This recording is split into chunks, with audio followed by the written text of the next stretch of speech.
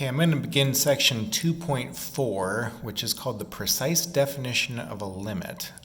So far, we've been looking at an informal description of a limit, and we're going to be now more clear to the meaning of the phrases that we've been using. X approaches A and f of x gets closer and closer to L. Since these are, kind of vague, like what does it mean to be close to L? What does it mean to approach A? That's kind of vague. Well, we're going to be more clear about that now. Okay. So in this section, you're going to see your first dose of proof, where you have to think abstractly. Students will sometimes struggle with this. Okay, so it is important that you keep in mind what we've already discussed in our informal definition. Okay, x is approaching A means that f of x gets closer and closer to L. That's what we've been talking about with a limit informally. Now, the precise definition, and of course that means, precise means, an accurate definition, more clarity. Augustin Cauchy is the first to come up with a precise definition of a limit, and this is really the one that's used in all calculus books today, right? To define a limit. So let's take a look at what that definition is for a limit. Let f be a function defined on an open interval that contains the number a, except possibly at a itself. Okay, that means that the number a doesn't have to be in the domain of f. Then the limit as x approaches a of f of x equal L means that for each number epsilon, this is a small epsilon in Greek, which is some positive number, okay, some small positive number, there exists another number, which we're going to call delta, okay. Delta is, this is a small delta in Greek, so that the absolute value of f of x minus L less than epsilon whenever 0 less than the absolute value of x minus a less than delta. Okay, what does all this mean? Well, what we're doing is we're trying to define close. What does it mean to be close to A or approach A? That's pretty vague, okay?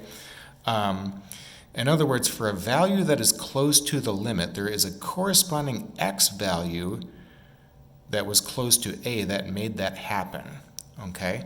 We're going to be trying to establish boundaries on the two axes, okay? And I'll talk more about that here, but just a note about the notation. So in the definition, we're using absolute value notation. The absolute value of x minus a less than delta is equivalent to x minus a being between negative delta and positive delta, okay, if I were to lose the absolute value notation. Which would also mean that if I add a throughout the three parts, x is between a minus delta and a plus delta, okay. The absolute value of f of x minus L less than epsilon would mean that f of x minus L is between negative epsilon and positive epsilon, okay, if I were to lose the absolute value notation. Which would also mean then if I were to add L throughout the three parts, f of x is between L minus epsilon and L plus epsilon. Okay, I think it's sometimes helpful to think of the definition in terms of intervals. Okay, what we're trying to do is establish a boundary on the x-axis for a given boundary on the y-axis. It's a good way to think of this definition in terms of intervals, although absolute value notation is going to mean the same thing. All right. Now, I've drawn a picture. Okay. Suppose that we have some function. Now, in the definition, it says that a doesn't have to be in the domain of f. Okay. An open interval means that you're not including the endpoints. Okay. So suppose that we have some curve. And suppose A is not in the domain. Okay, so I got some hole in the graph there. Remember that the informal description of a limit is that we don't care what's happening at A, we care what's happening around A, right? That's what I've been trying to emphasize here in these previous videos. So whether or not we're including A in this curve or not. So what? We don't care if that's an open circle or a closed circle. It's all about what's happening around that number. Okay. Now, delta is some increment away from a. So here'd be a plus delta, and here'd be a minus delta. Epsilon is some increment away from L, which is the limit. Okay, so this point here would have coordinates AL, and here's my boundaries that I'm creating. Okay, now if any small interval, L minus epsilon and L plus epsilon, okay, this interval here, is given around the limit, then we can always find a corresponding interval around A, which would be A minus delta and A plus delta.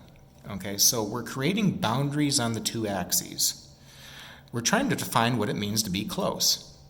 So basically for any positive number epsilon, okay, and again, keep in mind that epsilon and delta are small numbers, okay, like you want to be close to A when you're trying to guess a limit. You don't want to be selecting numbers way out yonder, okay, you want to be close to the value, okay, but we're trying to define close. Okay, so I'd like these intervals to be, pretty small, in fact.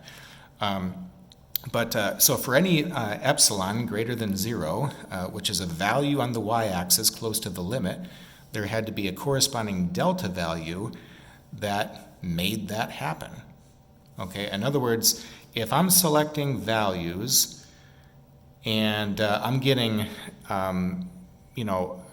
y values that are between L minus epsilon and L plus epsilon, that had to mean that I was selecting values that were between A minus delta and A plus delta. I wasn't selecting values way out here in order to get corresponding y values close to the limit. Okay. Why are we using absolute value bars? Well, absolute value is used to represent distance. Okay. The absolute value of x minus a is the distance from x to a, which we're saying has to be less than delta. The absolute value of f of x minus L is the distance from f of x to L, which we're saying has to be less than epsilon. Okay, so we're talking about distance. Okay, and one practical example I sometimes tell my students is like if you're driving a car, the speed of your car is going to change, right? And suppose that you want to increase the speed of the car by 5 miles per hour.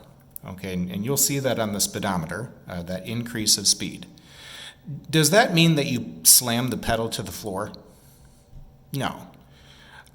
You had to move the pedal, right, some small distance in order to make the needle move some small distance. Okay, but there's a correspondence happening between those two distances, right? The odometer needle didn't move 5 miles per hour because you slammed the pedal to the floor. Okay, so that's what we're trying to do here. We're trying to create intervals to define close. Okay, let's take a look at an example.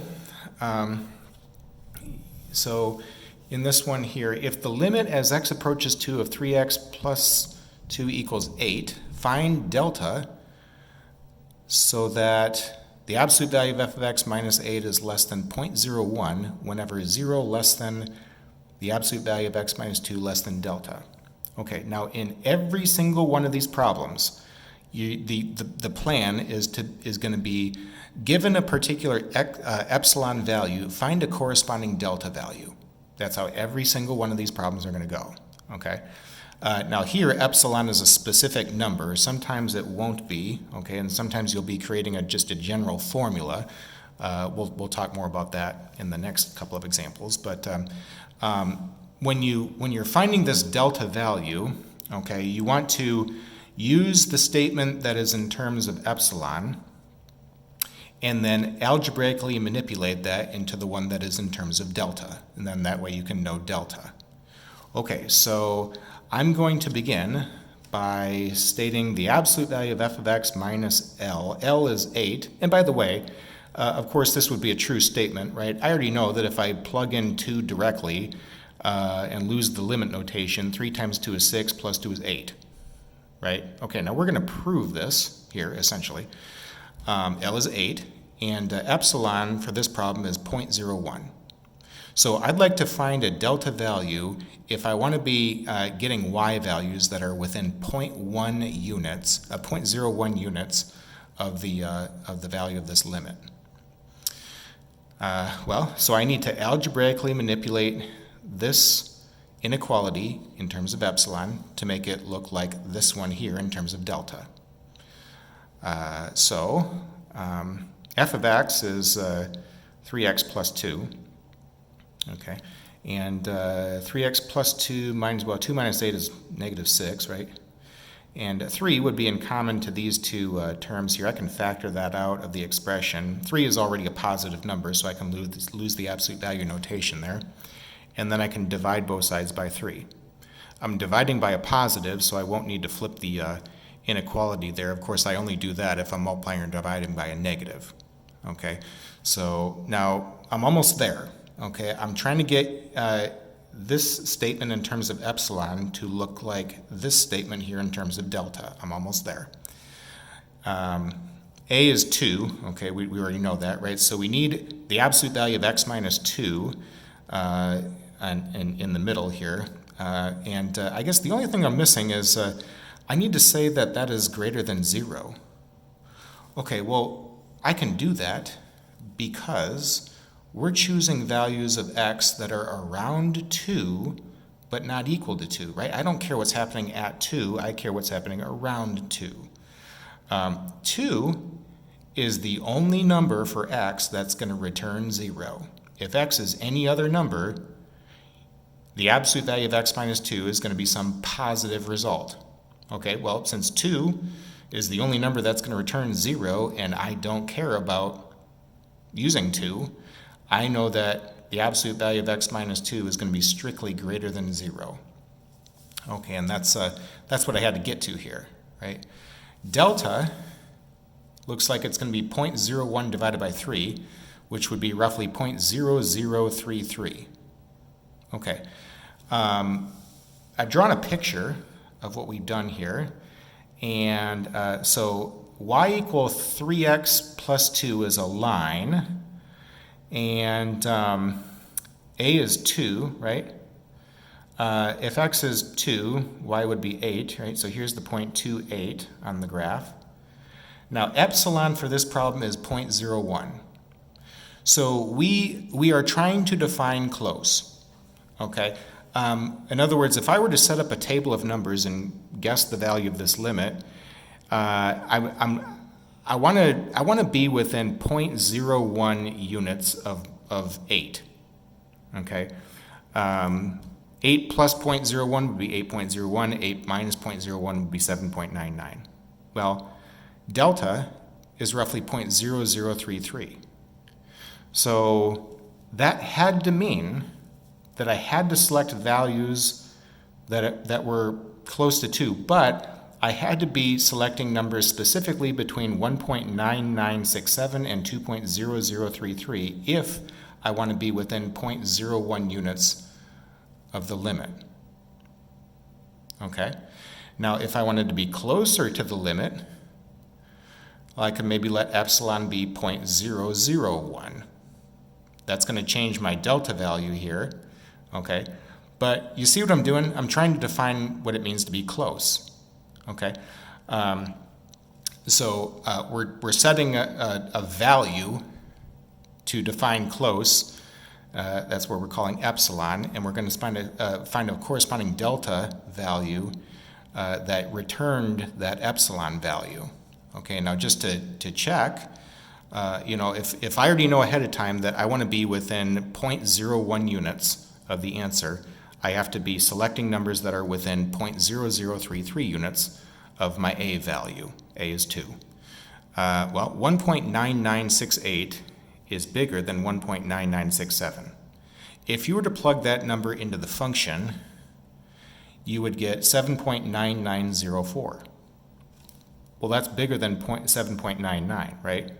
So I'm within my boundary here that I've created on the y-axis.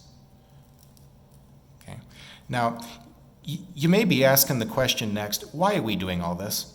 Okay, like this is a very simple limit, just plug it in, right? Plug in 2, you get 8. Why are we doing this? Why is this all necessary? Like I like the last section better when we were using our limit laws and just plugging in the number, right? Isn't that way easier? Okay, yeah, I agree. It is way easier, but where do you think the limit laws come from? They come from these delta epsilon proofs. Somebody has made life way easier than it could have been by proving all those limit laws for us. Now that's a good thing because we don't need to use delta epsilon calculations each time we want to find a limit, especially if it's some simple limit like this. Okay, so that's important. You know, where the limit laws come from are these delta epsilon proofs. Okay, that makes life way easier than it could have been. And the proofs are all in your book, by the way. Some of them are at the back of the book. You're welcome to check those out. All I really care about is that you can prove just a simple limit calculation in you know, the one that I focus on here is a line. Okay, if you get the idea of what we're doing with a line, to me I think you get the idea. So let's take a look at an example here. Prove that the limit as x approaches 4 of 2x plus 5 equal 3 using the epsilon delta definition. Okay, well first of all, we already know that this is true from our limit laws, right? I can make a direct substitution of 4. 2 times 4 is 8, minus 5 is 3. Okay, let's prove that now. Okay, well, as I mentioned before, in all of these problems, you're going to start with the inequality that is in terms of epsilon, and you're going to try to rewrite that, algebraically manipulate that so that it's in terms of delta. Okay, so we're trying to find a delta, okay, given an epsilon. I usually write that down. Okay, so let's let epsilon be some positive number that's given to us. We must find another number, delta, that is positive, so that the absolute value of f of x minus L less than epsilon whenever 0 less than the absolute value of x minus a less than delta. And I've inserted the known information here. So f of x is 2x minus 5, L is 3, a is 4. Okay, so now I'm not solving for x or anything like that. I'm just simply rewriting this one inequality in terms of epsilon to make it in terms of delta. Okay, so let me do that now. Well, negative 5 minus 3 is negative 8. 2 is in common to these two terms. I can factor out 2 and then divide that on both sides. And so that's going to leave me with the absolute value of x minus 4 less than epsilon over 2. Now, that's where I'm trying to get to, right? I need the absolute value of x minus 4 less than some number, which is epsilon over 2. Now, I can also say that the absolute value of x minus 4 is greater than 0, okay? Because 4 is going to be the only number that would return 0. Of course, anything coming out of the absolute value bars is never going to be a negative, right? So I can conclude that. I'll never get a negative here. You know, what about 0? Well, 4 is going to be the only number that's going to return 0, right? But I don't care about 4. I'm not interested in what's happening at 4. I'm interested in what's happening around 4. So because I am not using 4, but any other number, I know that the absolute value of x minus 4 is going to be strictly positive. Okay. Now, in the earlier example, I was letting epsilon be like 0.01. Okay. So what if epsilon was like 0.1?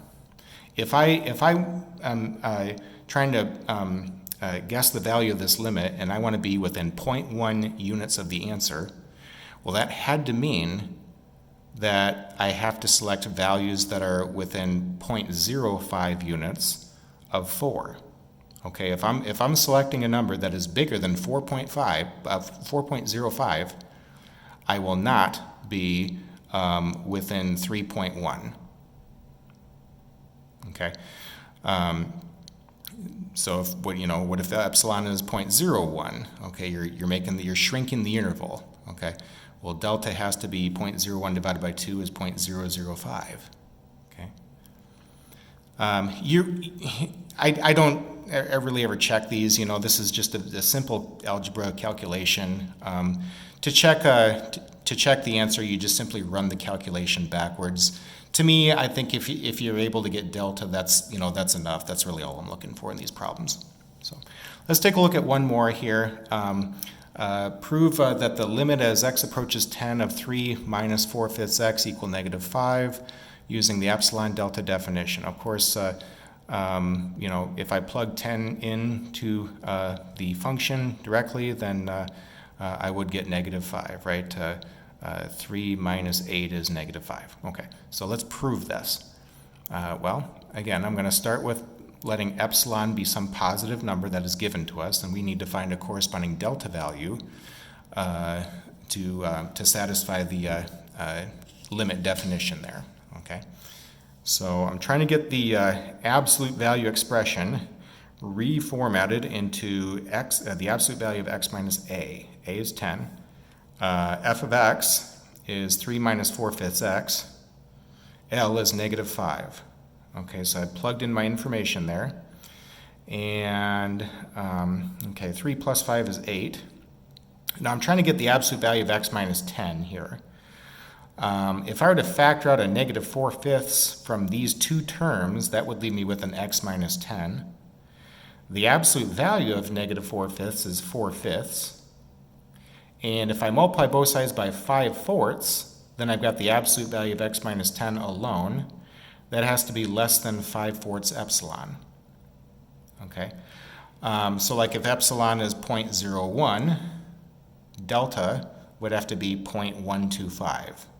Okay, and I can set epsilon to be anything, so I'm trying to define what close is. Like if I want to be within 0.1 units of the answer, I need to be selecting numbers that are within 0.125 units of my A value. Okay. Now, the delta epsilon definition is important. All of our limit laws come from that, okay? And of course, I'd like you to know that. But outside of this section, don't use the epsilon delta definition unless you're told to do that, okay? We want to use our limit laws because they come from the epsilon delta definition. And again, the limit laws are, making life easier than what it could have been there. So just be sure that you know that. All right, so we are now done with this section. Be sure to look at the problems that are on page 114 for me, the odd numbered problems.